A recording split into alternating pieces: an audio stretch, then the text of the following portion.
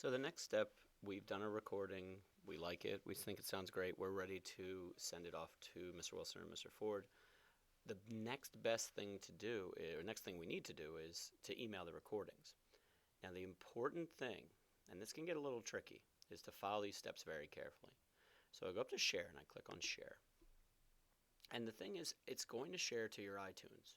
So I click send song to iTunes, not send your ringtone, send your song to iTunes. I click on that.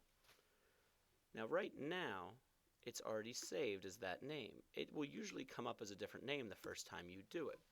So my iTunes playlist is going to be Scales, like before, Ford, which is my last name, and then the marking period that we're getting graded for, try 1.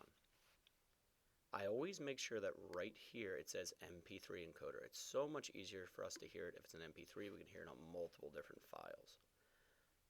I don't change anything in here. If you want to change something here, make sure it's just your name is the best way to do it, or even have Bradford Band or something like that, Bradford Tuba, Bradford Clarinet. I click share, and you're going to notice it's going to be creating the mixdown. And it's going to come up and start playing pretty much right away in your iTunes.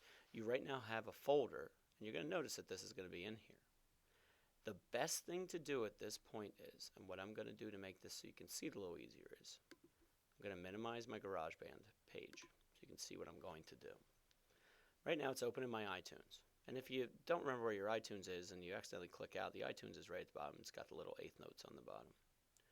Click on Scales, Ford, try 1, and I click and I hold it. So I'm going to click and drag. Click and drag, you'll notice it's highlights. I'm going to click and drag it over onto my desktop. It's just a lot easier to find it then. And the plus sign comes up, it means it's ready to go. And right now it's saved to my desktop.